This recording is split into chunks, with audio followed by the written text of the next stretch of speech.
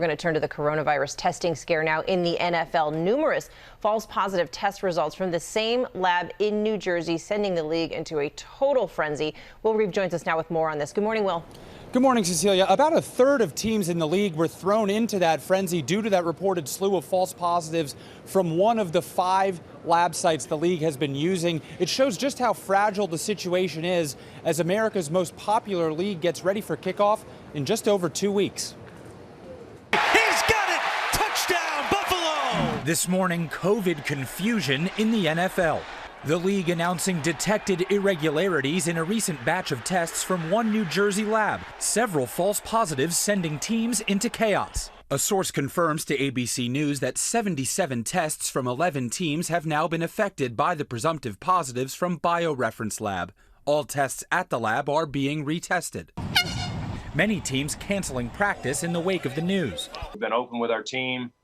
The league jumped on this early to let us know that it wasn't just our team, it was a lot of teams. The NFL releasing a statement saying, "We are working with our testing partner BioReference to investigate these results, while the clubs work to confirm or rule out the positive tests." According to league officials, other laboratories used for NFL testing have not had similar results. My question immediately would be, if you realize it's a lab issue, would a point of care test, on the game site, if it was negative, would that allow the player to play? This is not the first false positive to riddle the league. Detroit Lions QB Matthew Stafford faced the same issue earlier this month. His teammates left on edge. That definitely hits home. It's scary, especially Stafford being such an important part of our team. The NFL season is scheduled to begin on September 10th, with teams planning to travel to games, likely almost entirely without fans. As much as we can effectively test these populations, and as effectively as we can create some level of social distancing, that's going to be probably the most effective way of seeing these seasons play out to their conclusion. Ultimately, this was like a fire drill for the NFL since all those presumptive positives were retested as negative. The league was not yet prepared to announce what would happen if something like this happened the day before or day of a game, for instance, and BioReference Labs was not ready to comment to ABC News before airtime this morning. Cecilia. Okay, Will, thanks. We're going to turn now to Dr. Ashish Jha, the director of the Harvard Global Health Institute, for more on this. Dr. Jha, thanks so much for being with us this morning. We always love having you here. Let's just go right back to what Will had just said there. 77 tests, 11 teams. How big of a problem are we talking about with these false positives? False negatives. Good morning. Thanks for. Yeah. Good morning. Thank you for having me on.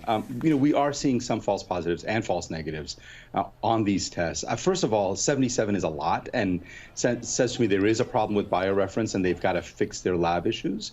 But the second issue that I think about as I hear this story is, are there other labs that are having this problem that are not NFL, where people may be getting a false positive because of a lab error and don't have the same checks and balances that the NFL has to make sure that people get the right results. So I do think labs have to sort of double down on their work on making sure that they're sending out accurate results. That's the false positive side. Now, are there false negatives happening too that people need to be aware of? Yeah, so every test has either false positives or false negatives, or often both, and false negatives can also happen. This is why we think it's really important that if people have symptoms, that they sometimes what we do is if they have a negative test initially, we will retest people. But ultimately, the bottom line is no test is perfect, and you shouldn't take any test completely at face value. The basics of public health continue to need to be practiced, even if you get a test that's negative. And we know that this was happening in the condition at the NFL, just all in the same lab. What's that telling you?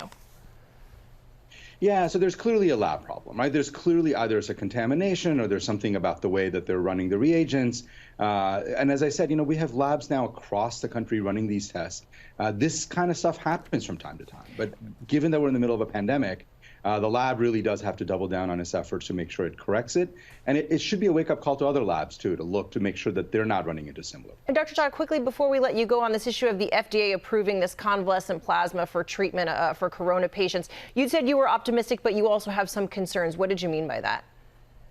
Yeah, so this is a therapy that many of us have been optimistic about, but the EUA and the announcement yesterday was very unfortunate. There's no new breakthrough here. This is not a major therapy. It's an incremental benefit. And what I'm worried is I want a really high-quality study to help me understand for whom is it benefit, how beneficial is it, And I'm worried that the EUA will actually make it harder to get that study done. So we just won't know if this therapy ends up being useful or not. Dr. Jha, we always appreciate your perspective this morning. Thank you so much. Well, hey there, GMA fans. Robin Roberts here. Thanks for checking out our YouTube channel. Lots of great stuff here. So go on, click the subscribe button right over here to get more of awesome videos and content from GMA every day, anytime. We thank you for watching, and we'll see you in the morning on GMA.